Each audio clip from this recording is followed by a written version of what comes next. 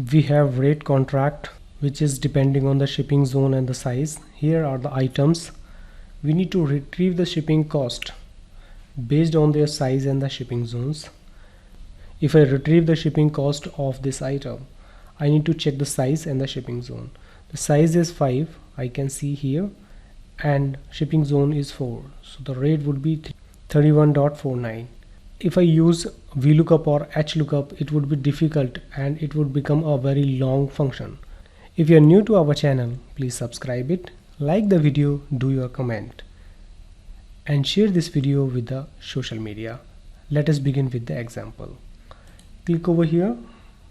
We will achieve this task using the index function. Equal sign, index. First argument is array. We will select the range in which our data is there, and now give the row number. So row number is our size. We can refer this one. Equal sign and shipping zone. The column number is given over here. We will give and close the bracket, press enter. We got 31.49, which is coming directly from here.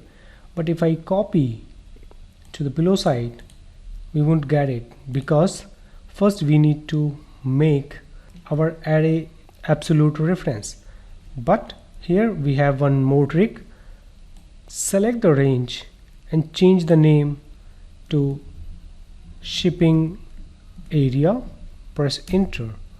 Now again type index, and if you select this area, you can see the name has been changed. The range was changed to shipping area. Now give the reference of the row number and the column number, close the bracket, press Ctrl enter. Now double click over here, and now you got your answer in all your items. Hopefully you like this video and you will use this trick of index function. If you have any query, feel free to do the comment. I'll try my best to give the answer as soon as possible. You can see on the top left, on the right left, you can see the playlist of the videos related to the Excel and Tally. You can watch these playlists and learn. Share this list of video your social media.